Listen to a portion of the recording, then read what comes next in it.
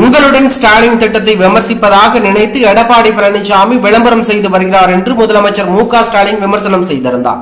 இதற்கு பதிலடி கொடுக்கும் வகையில் அதிமுக பொதுச் செயலாளர் எடப்பாடி பழனிசாமி தனது சமூக வலைதள பதிவில் வெளியிட்டுள்ள பதிவில், திரு மு.க. ஸ்டாலின் அவர்களே, நீங்கள் எங்கு இருந்தாலும் உங்கள் எண்ணம் முழுக்க என் எழுச்சி பயணத்தை சுற்றியேதான் இருக்கிறது என்பது எனக்கு நன்றாக தெரியும். உங்களுடன் ஸ்டாலின் என்னும் ப்ரமோஷன் பண்ணி இருப்பதாக சொல்லி இருக்கிறீர்கள். ஆனால் அம்மாவின் திட்டத்தை காப்பி பேஸ்ட் செய்து உள்ளீர்கள் என்பதை உரக்க சொல்லி இருக்கிறேன். அதுதான் நீங்கள் விரும்பும் விளம்பரமா?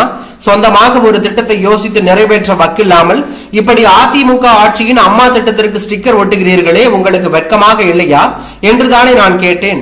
அதற்கு என்ன பதில் சொல்வீங்க? ஊர் ஊராக கருப்பு பெட்டி தூக்கி தெரிந்து ஏமாற்றியது போதாது என்று ஒரு துண்டு சீட்டில் 46 பெயர்களை அச்சடித்து யாரை ஏமாற்றுகிறீர்கள்? இந்த 46 சேவைகளையும் நீங்கள் 4 ஆண்டுகள் செய்யவே இல்லை என்பது அளிக்கும் ஒப்புதல் வாக்கு மூலம் தானே இது. 10 தோல்வி என்று என்னை பார்த்து சொல்லும் முன்னர் உங்கள் வரலாற்றை பார்த்திருக்க வேண்டாமா? 2011 சட்டமன்ற தேர்தலில் எதிர்கட்சியாக கூட வக்கில்லாமல் மண்ணை கப்பி ஓட்டம் பிடித்தது நீங்கள் தானே. அதன் பிறகு வந்த உள்ளாட்சி தேர்தலில் திமுக படுதோல்வி. 2012 சங்கரன் கோவில் இடைத்தேர்தல் தோல்வி. புதுக்கோட்டை இடைத்தேர்தலில் நின்றால் டெபாசிட் கூட தேராது என்று போட்டியிடாமல் ஓடியது திமுக. 2013 ஏற்காடு இடைத்தேர்தலில் தோல்வி. 2014 நாடாளுமன்ற தேர்தல் ஒரு தொகுதி கூட ஜெயிக்க முடியாமல் மீண்டும் மண்ணை கவ்வியது உங்கள் திமுக. 2015 ஆர்கே நகர் இடைத்தேர்தல் பக்கமே திமுக வரவில்லை. ஸ்ரீரங்கம் இடைத்தேர்தலில் போட்டியிட்டு படுதோல்வி. 2016 சட்டமன்ற தேர்தல் தமிழ்நாடு மறக்குமா?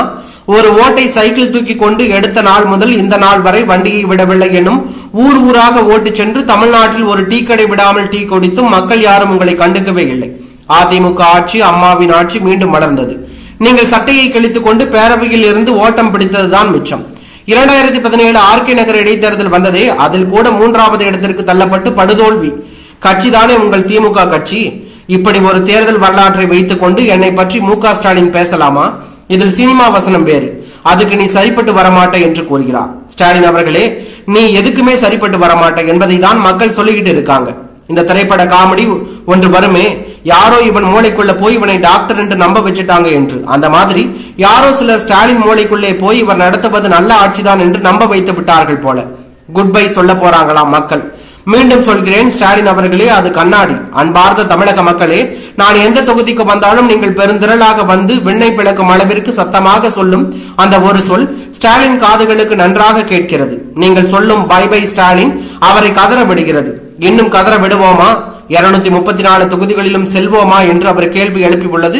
பரபரப்பையும் அதிர்ச்சியும் ஏற்படுத்தி உள்ளது.